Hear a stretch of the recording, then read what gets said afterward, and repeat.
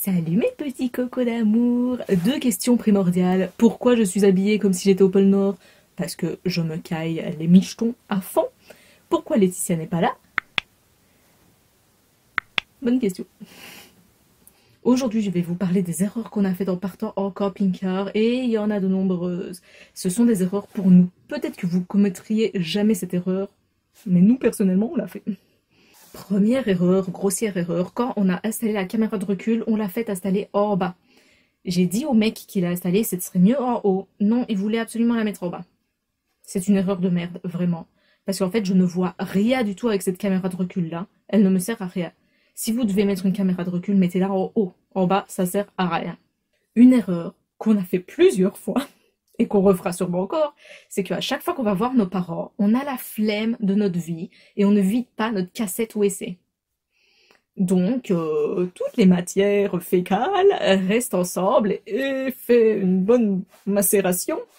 Donc, quand on retourne dans le camping-car après une semaine, 2 semaines que la cassette USB était fermée, c'est une horreur, les gars. Mais une horreur. Donc, toujours vider la cassette USB avant d'aller quelque part. Un problème aussi qu'on a souvent, c'est qu'on vide les eaux sales seulement quand c'est rempli à fond. Et ça, c'est une mauvaise idée. En fait, à chaque fois qu'on voit une grille, pour vider les eaux sales, il faut les vider. Même s'il y a que 10%, 20% d'eau sale, il faut les vider. Parce qu'en fait, plus on attend, plus il y a des dépôts qui se mettent dans la cuve et tout, et que ces dépôts-là, c'est super dur de les enlever après. Donc ça sent vraiment pas bon ensuite dans le camping-car. Un truc qu'on a tout le temps depuis qu'on est parti en camping-car, c'est le stress d'avoir des fuites de gaz. Et ça, c'est un truc, genre, en fait, avant de vivre en camping-car, moi, j'avais jamais eu de gazinière, en fait. J'avais toujours tout électrique. Et le gaz, c'est toujours un truc qui m'a fait hyper peur, je sais pas pourquoi. Et Laetitia, elle est hyper parano, donc elle me fait peur, encore plus. Tous les soirs, on allume le chauffage, je sais pas pourquoi, elle croit qu'il va y avoir une fuite de gaz seulement quand on allume le chauffage. À chaque fois qu'on allume le chauffage, elle me dit, je crois que ça sent le gaz. À chaque fois, je lui dis, le gaz, ça ne sent rien. Elle me dit, oui, ça sent le gaz. Donc, les amis, si je peux vous donner un bon conseil, c'est d'acheter ceci. C'est quoi ça? C'est un détecteur de gaz, les amis. En plus, déjà, ça coûte pas cher du tout. C'est genre 30 €. En plus, on a un code promo pour vous, donc ça va vous coûter encore moins cher. Je vous mets le code promo ici, c'est moins 10%, je crois. Voilà le bazar. En fait, vous l'allumez et vous allez tout près de où vous pensez qu'il y a une fuite. L'écran se met à clignoter rouge et ça fait un bruit tapeur, genre vraiment super fort, pour vous dire qu'il y a une fuite de gaz. Si l'écran il est vert, c'est qu'il n'y a pas de fuite de gaz. On va tester ça ensemble, les cocos. On l'a déjà testé 1 million de fois, genre, franchement, allez, maximum, une fois tous les 2 jours, on l'utilise. Ce truc, sérieux, ça nous a grave simplifié, pas simplifié la vie, genre, mais déstressé la vie. Parce que sérieux, Laetitia, elle est en panique, mais constante, de fuite de gaz. Elle croit qu'à tout moment, on va exploser, genre. Donc ça, c'est le Top Test PT210. D'ailleurs, ceci, si vous voulez, on va vous en offrir un, parce qu'on en a 2, les cocos. Je sais pas où est l'autre. Oh, il est là. Pour gagner ceci, il suffit de s'abonner à notre compte Instagram, d'identifier vos petits amis sous la publication et d'aimer la publication. Alors les cocos, je vais faire en sorte qu'il y ait une fuite de gaz exprès pour vous montrer que ça marche. On l'allume. Il lui faut genre 30-40 secondes pour s'allumer. Voilà, là il s'est allumé. Alors on va tester. Alors une fois qu'on teste, en fait, il y a besoin d'appuyer sur rien du tout. Il est mis sur high, vous changez rien. Je vais provoquer une fuite de gaz, les amis. Je vais crever. Évidemment, j'ai coupé les bonbonnes de gaz, donc je vais aller les allumer pour tester. Vous voyez, quand je parle des erreurs à ne pas commettre, c'est par exemple ne pas tester un testeur de gaz en ayant fermé les bonbonnes.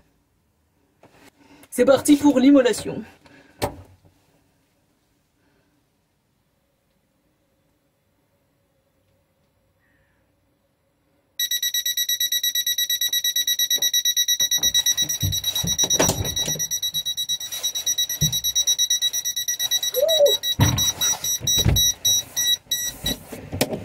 Ça, je vais crever. Ah oui, bah finalement, non. Bah finalement, les cocos, ça a une odeur, le gaz. Parce que là, je sens, ça sent grave le gaz, je vais crever à n'importe quel moment. Je vais l'éteindre. Hein. Bah, pour vous dire, ça fonctionne bien.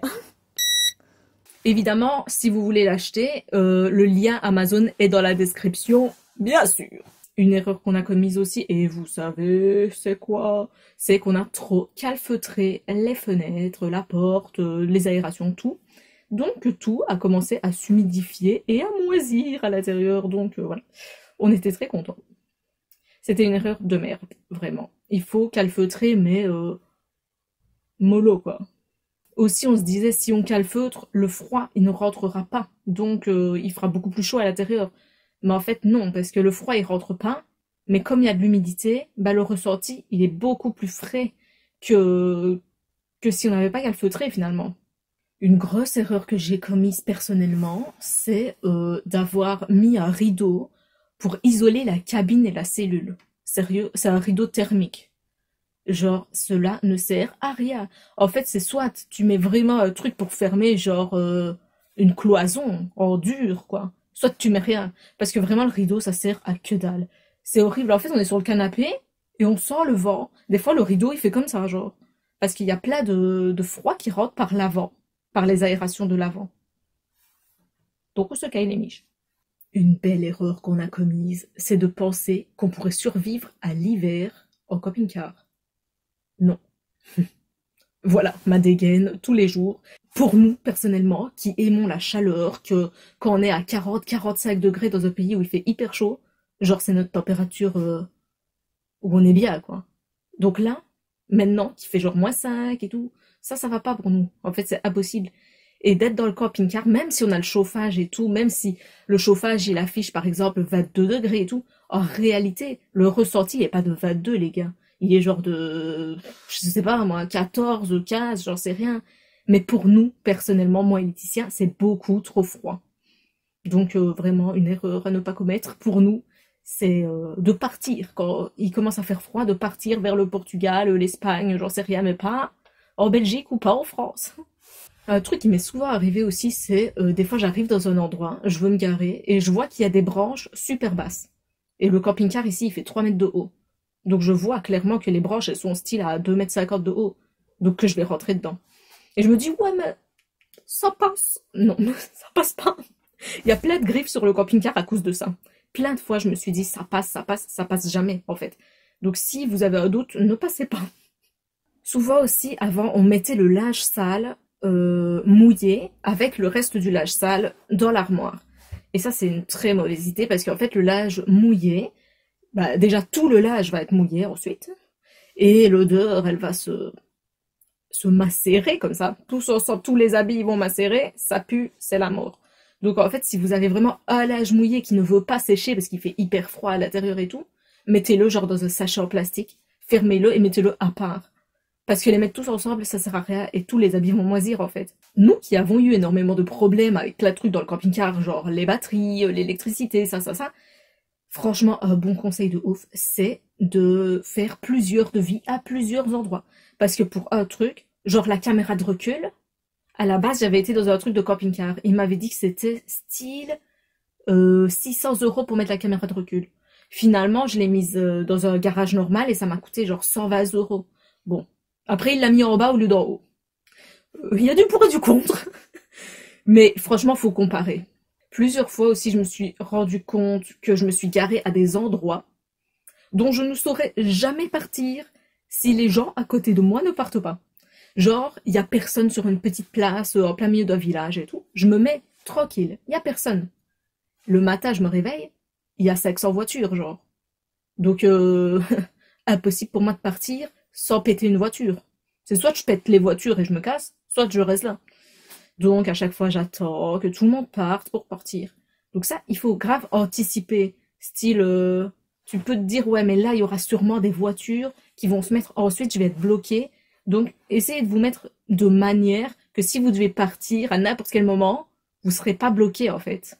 Parce que des fois, il y a des solutions comme ça. Juste, je les avais pas envisagées. Maintenant, plus le temps passe, plus j'arrive à capter, ouais, si dans telle situation, est-ce que je pourrais partir? Oui, non. On avise.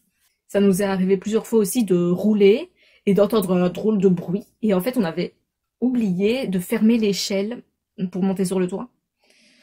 On avait oublié de fermer cette échelle-là, donc l'échelle, elle tape pendant tout le voyage. Et à chaque fois, je comprends jamais que c'est l'échelle. Jamais. Et mauvaise idée. L'autre fois, on a essayé de remettre le système d'eau en route, parce qu'on l'avait purgé, en fait, l'autre fois, vu qu'il faisait froid et tout. Et quand on a voulu le remettre en route, il y a rien qui fonctionnait. Genre, on a eu beau remplir l'eau, 100 litres et tout. Il n'y avait pas d'eau dans les robinets. On se disait, mais c'est bizarre, genre, la citerne, elle est pleine.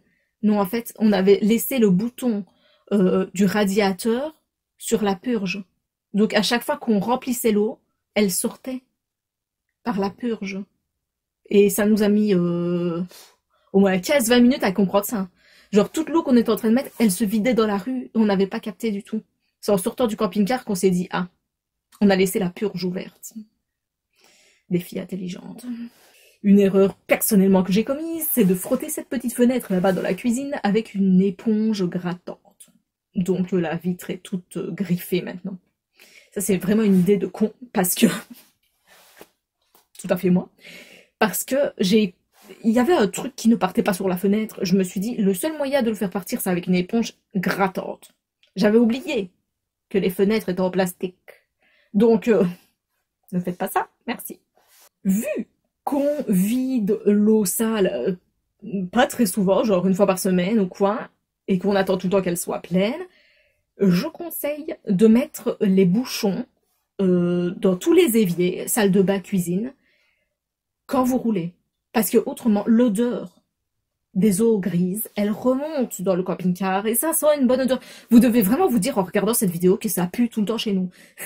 Mais en fait, on apprend de nos erreurs, les amis. Donc ça pue de moins en moins.